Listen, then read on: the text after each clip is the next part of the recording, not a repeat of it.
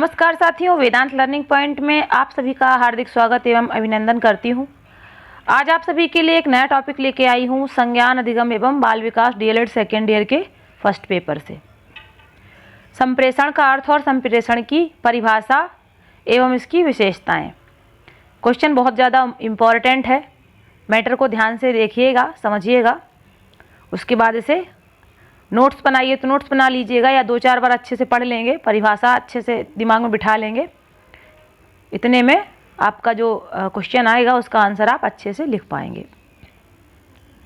संप्रेषण का अर्थ क्या है? देखिए, मीनिंग ऑफ कम्युनिकेशन। संप्रेषण का अभिप्राय दोनों व्यक्तियों के मध्य ऐसी समझ उत्पन्न करता है। संप्रेषण दो शब्दों के योग सम प्लस प्रेषण से बना है, जिसका अर्थ समान विचार उत्पन्न करना है। संप्रेषण शिक्षा अधिगम प्रक्रिया की संप्रेषण शिक्षण अधिगम की प्रक्रिया को चलाने के लिए महत्वपूर्ण भूमिका निभाता है, चाहे वह संप्रेषण औपचारिक हो या अनौपचारिक हो। कई दृष्टिकोणों से शिक्षण एक संप्रेषण है तथा इस दृष्टि से अच्छे अध्यापक अच्छे संप्रेषण होते हैं। इसी प्रकार अच्छे सीखने वाले व्यक्ति अच्छे प्राप्तकर्ता होते हैं। इस प्रकार संप्रेषण अच्छे शिक्षण अधिगम के लिए एक वाहन का कार्य करता है। किसी समूह में यदि बच्चा फ्रेंच भाषा बोलता है और दूसरे बच्चे समझते नहीं तो उस बच्चे को समझना कठिन होगा। अतः संप्रेषण प्रक्रिया में दोनों पक्ष ही शामिल होने चाहिए। सूचना का हस्तांतरण तथा उसका बोध समझना, उस संप्रेषण को पूर्ण संप्रेषण कहा जाए जिसे प्राप्तकर्ता उतना ही समझे जिस प्रकार से प्रेषक ने उसे भेजा था, लेकिन वास्तव में पूर्ण संप्रेषण संभव नहीं होता। संप्रेषण शब्द अंग्रेजी भाषा के कम्युनिकेशन शब्द का हिंदी रूपांतरण है, जिसकी उत्पत्ति लैटिन भाषा के शब्द कम्युनिस से हुई है, जिसका अभिप्राय है साझा। संप्रेषण की परिभाषाएं। अगर एक नंबर में संप्रेषण का अर्थ पूछे तो आप यहाँ से लिख सकते हैं कि संप्रेषण शब्द अंग्रेजी भाषा के शब्द कम्युनिकेशन शब्द का हिंदी रूपांतरण है, जिसकी उत्पत्ति लैटिन भाषा के शब्द कम्युनिस से हुई, जिससे अभिप्राय है साझा करना। या इसका कम्युनिकेशन या संप्रेषण का अभिप्राय पूछे तो आप ये लिख सकते हैं, इससे आपका एक नंबर कंप्लीट हो जाएगा। और अगर अर्थ एवं परिभाषा पूछे तो एक परिभाषा लिख दीजिए और ऊपर का थोड़ा सा ही अर्थ लिख दीजिए। ऊपर जो भी है वो इसलिए बताया है कि आप अच्छे से संप्रेषण समझ जाएं कि क्या होता है संप्रेषण। संप्रेषण की परिभाषाएं हैं क्या है? देखिए, विभिन्न विद्वानों द्वारा संप्रेषण की निम्नलिखित परिभाषाएं दी गई हैं। मैरी हस के अनुसार संप्रेषण चिंतन, विचारों, तथ्यों और संवेगों के आपसी प्रदान की एक प्रक्रिया है। अगला है C.I. वर्नाड के अनुसार संप्रेषण वह साधन है जिसके द्वारा व्यक्ति एक ही संगठन में एक दूसरे के साथ जुड़े हुए होते हैं ताकि एक साझा या सामान्य उद्देश्य प्राप्त किया जा सके। इंग्लिश में भी देख लेते हैं। Communication as the means by which people liked together in an organization to achieve a common purpose. C.I. Barnard. इसके बाद अगली है H. कुटज एवं H. वेरिज के अनुसार। इन्होंने क्या कहा है? संप्रेषण प्रेषक द्वारा शाब्दिक संकेतों जैसे शब्द, वाक्य तथा अशाब्द संकेत जैसे शारीरिक आसन, चेहरे के हाव भाव आदि दो या दो से अधिक व्यक्ति समझते हैं और एक दूसरे के साथ उनका आदान प्रदान होता है। जैसे कि हम लोग बातचीत करते हैं तो हमारा चेहरा अलग ही बना लेता है इम्प्रेशन, और हाथ पैर हमारे मटकते हैं, चेहरा जो है मुंह इधर उधर बनाते हैं हम लोग, कोई वैसी बात करें, कुछ भी हम कहते हैं तो चेहरे के हाव भाव तो होते ही हैं। तो ये है इनके अनुसार परिभाषा। P.O. हेमन ने क्या कहा है? देखिए, संप्रेषण एक दूसरे के मध्य सूचना एवं समझदारी बनाए रखने की प्रक्रिया है। कीथ डेविस ने कहा है संप्रेषण एक दूसरे के बीच सूचना प्रदान करने व समझने की प्रक्रिया है। पीटर लिटिल के अनुसार संप्रेषण वह प्रक्रिया है जिसके द्वारा सूचनाओं को भेजने से व्यक्तियों या संगठनों के मध्य समझदारी पनप सके। एजर डालेस ने क्या कहा है? देखिए, विचारों तथा अनुभूतियों को पारस्परिक मनोवृत्ति में बांटना। ये परिभाषाएं हैं। ऐसे ही पूछ सकता है थोड़ा सा बड़ा क्वेश्चन करके कि संप्रेषण की परिभाषाएं बताइए, लघु उत्तरी में पूछे तो आप 2 से 3 परिभाषा लिख दीजिएगा।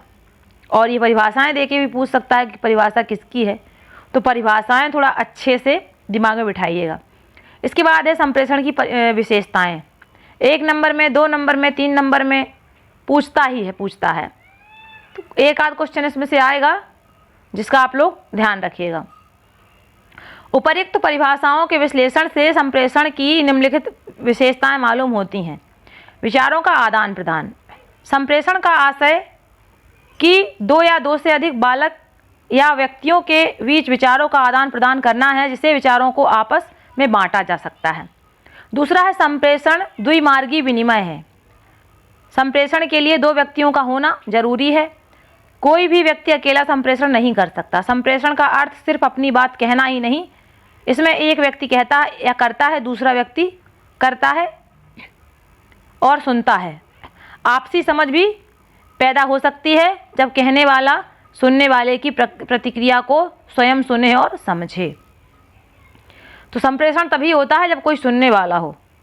अगर आप लिख के कर रहे हैं तब भी आपका खत कोई पढ़ेगा, और अगर फ़ोन पे आप कर रहे हैं तब भी कोई सुनेगा।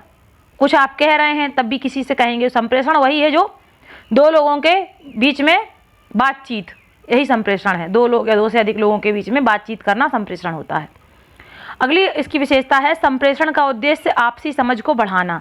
संप्रेषण का उद्देश्य दूसरे व्यक्ति के दिमाग से कही गई बात को में समझ पैदा करना है। यदि दूसरा व्यक्ति संप्रेषित संदेश को नहीं समझ पाता तो संप्रेषण अधूरा माना जाएगा।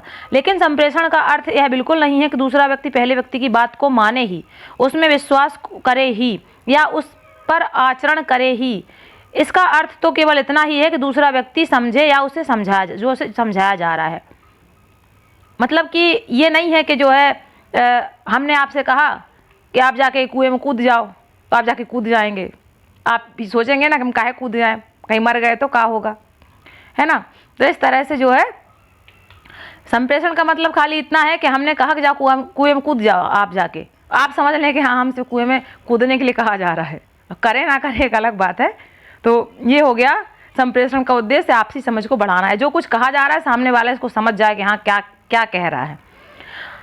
अगला है संप्रेषण व्यक्तिगत समझ और मनोदशा पर निर्भर करता है। संप्रेषण में न केवल भिन्न भिन्न शब्दों के भिन्न भिन्न अर्थ निकाले जा सकते हैं, बल्कि भिन्न भिन्न लोग हालात और अलग अलग समझकर इन्हें अलग अलग ढंग से परिभाषित भी कर लेते हैं।